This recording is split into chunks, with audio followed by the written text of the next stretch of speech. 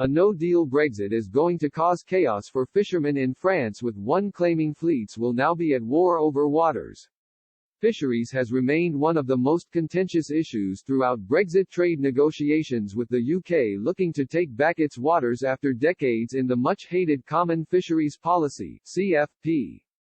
The two sides will operate on WTO terms from January 1 if they cannot reach a Brexit deal.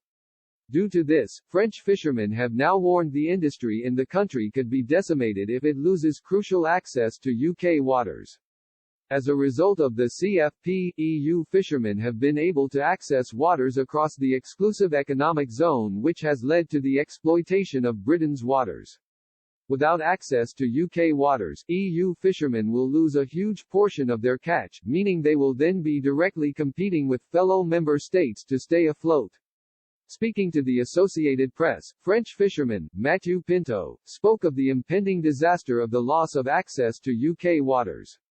He said, "There will be war. Let's not hide it. There will be war." A no-deal Brexit will already impact us hugely. And then we are going to have to share our French waters with foreigners as well.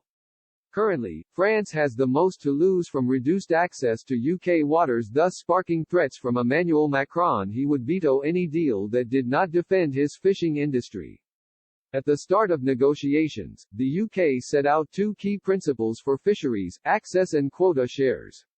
Under this, the UK wants to hold annual negotiations to determine the two, similar to the EU-Norway agreement.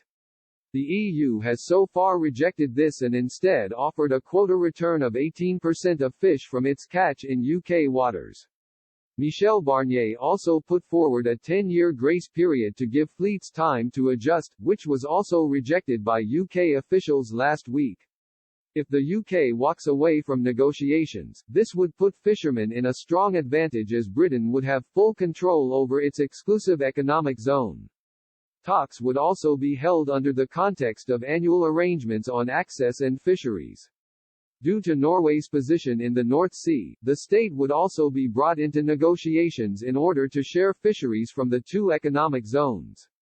Indeed, a large portion of EU's Atlantic catch comes from UK waters, although a lot of Britain's seafood is processed in Europe.